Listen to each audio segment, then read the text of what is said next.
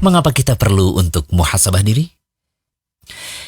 Pertanyaan tadi mungkin banyak menghampiri benak seorang muslim. Ada di antara mereka yang memilih untuk menyibukkan diri dengan urusan dunianya tanpa memikirkan apa yang akan menjadi bekalnya di akhirat. Ada pula yang beribadah sebagaimana apa yang Allah perintahkan. Tetapi ibadahnya hanyalah sebagai rutinitas. Mereka sholat 5 waktu setiap harinya, berpuasa dan mengeluarkan zakat setiap tahunnya. Akan tetapi semua itu tidak berdampak pada akhlak dan pribadinya. Maksiat pun terkadang masih dilakukan. Motivasi untuk memperbaiki amalan-amalan yang ada tak kunjung hadir. Penyebabnya satu, karena melupakan muhasabah diri. Sehingga orang-orang seperti ini sudah merasa cukup dengan amalan yang telah dilakukan. Disinilah pentingnya muhasabah. Muhasabah adalah melihat pada amalan yang telah dilakukan oleh jiwa, lalu mengoreksi kesalahan yang dilakukan dan menggantinya dengan amalan soleh. Kita yakin bahwa diri kita semua penuh kekurangan. Entah masih terus-menerus dalam bermaksiat, kurang dalam ketaatan, bahkan kadang bermudah-mudahan meninggalkan kewajiban.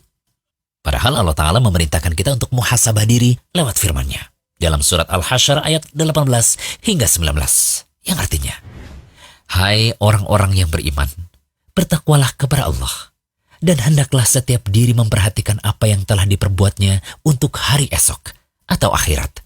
Dan bertakwalah kepada Allah. Sesungguhnya Allah Maha mengetahui apa yang kamu kerjakan.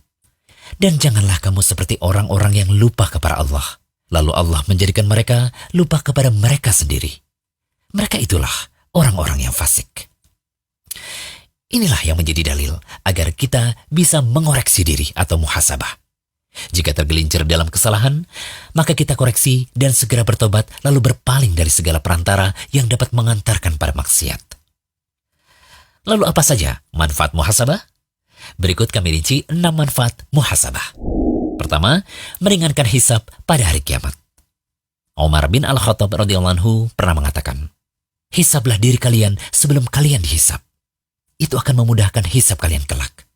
Timbanglah amal kalian sebelum ditimbang kelak.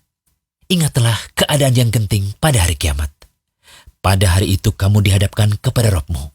Tiada sesuatu pun dari keadaanmu yang tersembunyi bagi Allah. Quran Surat Al-Haqqah ayat 18.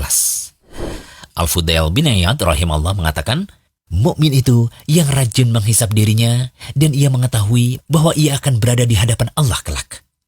Sedangkan orang munafik adalah orang yang lalai terhadap dirinya sendiri atau enggan mengoreksi diri. Semoga Allah merahmati seorang hamba yang terus mengoreksi dirinya sebelum datang malaikat maut menjemputnya. Kemudian yang kedua, terus bisa berada dalam petunjuk. Sebagaimana disebutkan oleh Imam Al-Baidawi rahimahullah dalam tafsirnya, bahwa seseorang bisa terus berada dalam petunjuk jika rajin mengoreksi amalan-amalan yang telah ia lakukan. Berikutnya yang ketiga, mengobati hati yang sakit. Karena hati yang sakit tidaklah mungkin hilang dan sembuh, melainkan dengan muhasabah diri. Yang keempat, selalu menganggap diri penuh kekurangan dan tidak tertipu dengan amal yang telah dilakukan. Kelima, membuat diri tidak takabur atau sombong. Cobalah lihat apa yang dicontohkan oleh Muhammad bin Wasi' rahimahullah ketika ia berkata, andaikan dosa itu memiliki bau, tentu tidak ada dari seorang pun yang ingin duduk dekat-dekat denganku. Keenam, seseorang akan memanfaatkan waktu dengan baik. Dalam Tabyin Kadhbi Al-Muftari, Ibnu Asakir pernah menceritakan tentang Al-Faqih Salim bin Ayyub Ar-Razi rahimahullah bahwa ia terbiasa mengoreksi dirinya dalam setiap nafasnya. Ia tidak pernah membiarkan waktu tanpa faedah. Kalau kita menemuinya, pasti waktu Salim Ar-Razi diisi dengan menyalin, belajar, atau membaca. Maka, siapapun hendaklah bermuhasabah diri. Baik orang yang jahil maupun orang yang berilmu, karena manfaat besar seperti yang telah dirinci tadi. Lantas, bagaimana cara muhasabah diri? Pertama, mengoreksi diri dalam hal wajib. Apakah punya kekurangan ataukah tidak? Karena melaksanakan kewajiban itu hal pokok dalam agama ini dibanding dengan meninggalkan yang haram. Kedua, mengoreksi diri dalam hal yang haram. Apakah masih dilakukan ataukah tidak?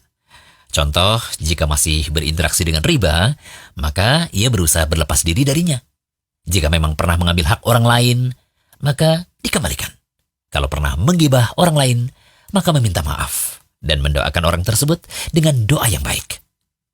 Dalam perkara lainnya yang tidak mungkin ada koreksi, atau melainkan harus ditinggalkan seperti minum minuman keras dan memandang wanita yang bukan mahram, maka diperintahkan untuk bertobat, menyesal, dan bertekad tidak mau mengulangi dosa itu lagi. Ditambah lagi dengan memperbanyak amalan kebaikan yang dapat menghapus kejelekan. Ketiga, mengoreksi diri atas kelalaian yang telah dilakukan. Misalnya kita terlalu sibuk dengan perbuatan yang sia-sia. Keempat, mengoreksi diri dengan apa yang dilakukan oleh anggota badan. Apa yang telah dilakukan oleh kaki, tangan, pendengaran, penglihatan, dan lisan. Cara mengoreksinya adalah dengan menyibukkan anggota badan tadi dalam melakukan ketaatan. Dan yang kelima, mengoreksi diri dalam niat, yaitu bagaimana niat kita dalam beramal. Apakah lillah ataukah li ghairillah? Niat ikhlas karena Allah ataukah tidak?